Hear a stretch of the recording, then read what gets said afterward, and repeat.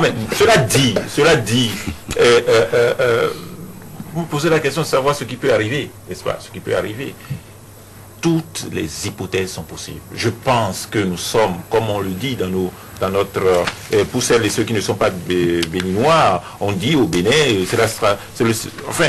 l'hypothèse Wahala, hein, c'est-à-dire que c'est l'hypothèse où rien ne va, rien ne peut aller.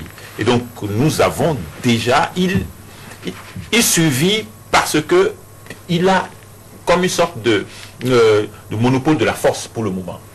Mais cela va-t-il durer? C'est la grande question. Il faut qu'il sache compter sur l'armée. Et quelle armée? Elle est déjà divisée. Et il faut qu'il sache compter sur le général Mangou. Le général Mangou, c'est un être humain. Et puis c'est chef d'état-major. Le chef d'état-major, c'est un Africain aussi. Nous sommes entre le général Mangou et le président Gbagbo, il y a un rapport de force c'est relativement objectif maintenant, mais qui peut changer d'un moment à l'autre, à tout moment, j'allais dire, puisque il y a comme une sorte de survie à rechercher de part et d'autre, beaucoup plus du côté du général Mangou que du côté du président Gbagbo. Mais sa résistance par rapport aux institutions formelles et à la communauté internationale dépend du rapport, du regard des États africains. On peut, il peut y avoir des sanctions un peu partout, mais les sanctions ne seront effectives que si les États africains s'impliquent et décident. Et il ne me semble pas qu'à cet égard, nous avons déjà une communauté très forte. Le Sénégal aussi a une communauté très forte. En Côte d'Ivoire, le Mali, voilà. Il va profiter de cette situation, n'est-ce pas? Et va tenter de persévérer dans la force et de résister. On a suivi son discours. Hein. Il parle d'ingérence. Absolument. Il joue le bon rôle de celui qui résiste par rapport à l'étranger, qui résiste par rapport aux Français. Nous sommes tous très sensibles à ce discours en étant africains, mais il me semble que là, c'est un prétexte qu'il utilise. Mais jusqu'à quand va-t-il résister? Cela dépendra de manière très forte du comportement des États africains. Parce que les frontières sont telles que nous les observons, et bien entendu, il y aura comme une sorte de stratégie au plan de la communauté internationale. Est-ce que cette stratégie sera observée par les États de l'Afrique de l'Ouest? On a déjà relevé que c'est la CEDEAO qui a opiné de manière très discrète, et on attend de voir ceux qui ont l'habitude au sein de notre communauté de parler très rapidement et très fortement. Je vois que le président Ouad n'a rien dit jusque-là, et je vois que le facilitateur lui-même n'a encore rien dit. Évidemment, lui célèbre sa réélection. Nous allons revenir, on va tout mélanger, on va revenir sur le silence des Africains.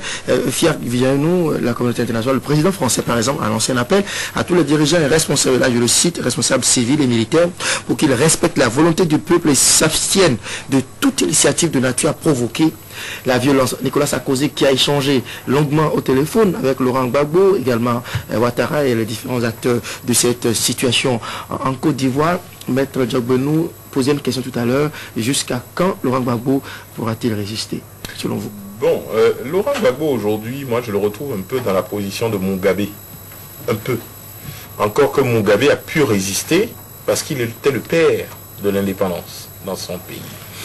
Ça va être très difficile pour Laurent Gbagbo de tenir la barque pour plusieurs raisons.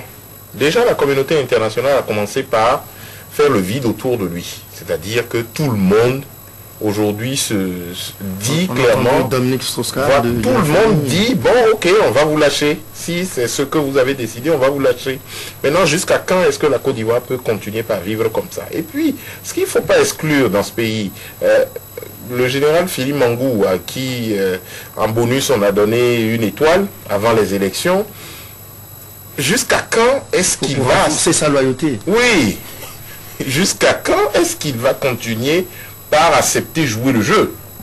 Et puis l'autre problème, l'autre situation à laquelle on va assister, bien évidemment, les positions vont se radicaliser. C'est-à-dire que le Nord va rester coupé puisque les ex-rebelles ont quitté les Fonsi pour retourner vers leur position, et on sait, selon des informations qui ont circulé ici et là, que avant les élections et après le premier tour, il y a eu un système de réarmement massif de chaque côté, c'est-à-dire chez les Francis et chez les forces nouvelles. Donc, il n'est pas exclu que la guerre reprenne en Côte d'Ivoire. Ça, c'est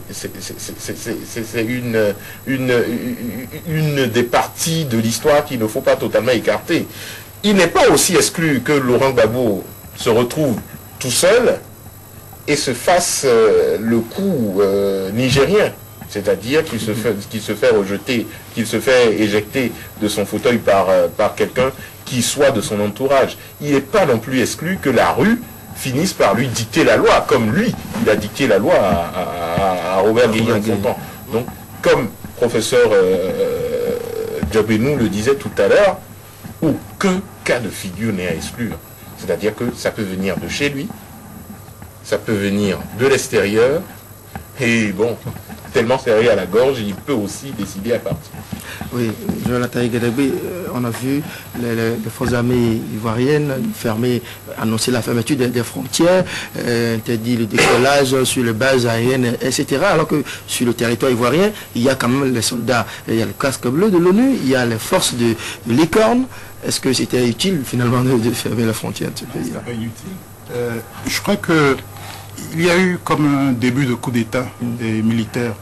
Et vous vous interrogez sur la loyauté du général Mangou, voire de certains autres militaires.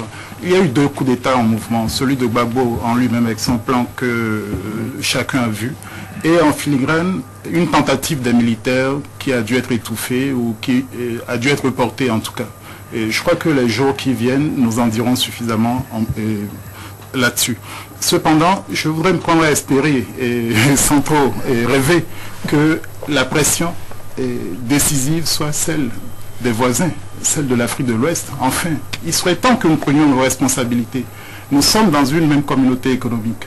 Au moins lui et moi, nous partageons la même monnaie avec la Côte d'Ivoire. Vincent Folly le disait, on ne mesure pas suffisamment le poids de la Côte d'Ivoire, non seulement en tant que hôte de nombre de citoyens ouest-africains, mais en tant que détenteur ou fabricant, en tout cas producteur de 40% à peu près de la masse monétaire de notre sous-région. Et nous pouvons continuer de faire la politique de l'autruche par rapport à cela. Il faudra qu'on prenne nos responsabilités. Être utile à la sous-région, comme dit le chef de l'État, doit se démontrer dans les faits. Ce n'est pas la politique de l'autruche qui va résoudre les questions. Nous devons pouvoir nous déterminer et indiquer, notamment à Gbagbo, voire et même aux autres, la voie qui s'impose désormais. Parce que le coût de telle crise est énorme, déborde les frontières de la Côte d'Ivoire, finalement. Et je voudrais faire un petit retour en arrière pour quelque peu me faire l'avocat du diable, poser la question quand même de la communauté internationale. Et nous semblons l'approuver, nous applaudissons, mais nous devons nous interroger et nous devrions d'abord avoir établi que la Côte d'Ivoire en réalité était déjà sous tutelle internationale. Et c'est Gbagbo qui découvre peut-être aujourd'hui cela, alors que c'était une triste réalité depuis. Vous avez invoqué la présence de toutes ces forces étrangères.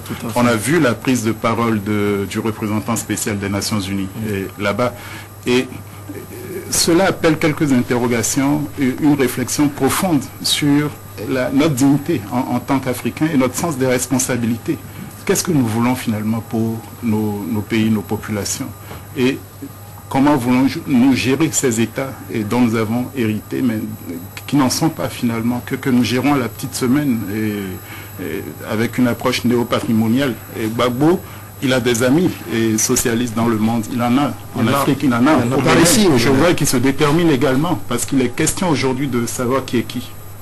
Il est question de savoir qui est qui. Ici au Bénin, il y a des membres assez influents de l'international socialiste, des amis de Laurent Gbagbo qui ne disent rien et même à l'échelle nationale, le Bénin ne s'est pas prononcé, pas plus que les autres pays africains, les voisins de la Côte d'Ivoire, les quelques petits sons de cloche, tout petits comme ça, provenant de l'Afrique, c'est l'Union africaine qui vient démentir, qui a réagi par rapport à la présence de son représentant, le responsable de sa cellule de surveillance, de supervision des élections à la cérémonie d'investiture de Laurent Gbagbo. Il y était à titre personnel, a dit l'Union africaine. Au niveau de la CEDEAO, la réaction solution elle est venue, mais ce n'est pas véritablement ce que nous étions en droit d'attendre de ce regroupement de la sous-région. Vincent Folly, qu'est-ce qui, selon vous, justifie le silence des pays africains par rapport à la Côte d'Ivoire, et même le facilitateur Blaise Compaoré, depuis, il se tait?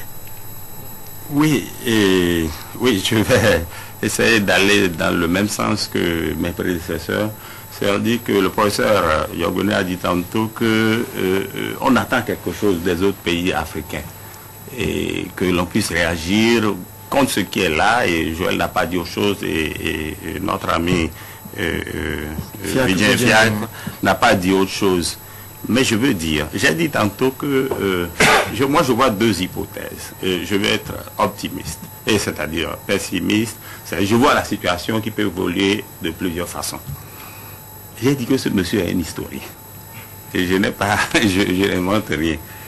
Et il connaît l'histoire. Autour de nous, quels sont les États que nous avons?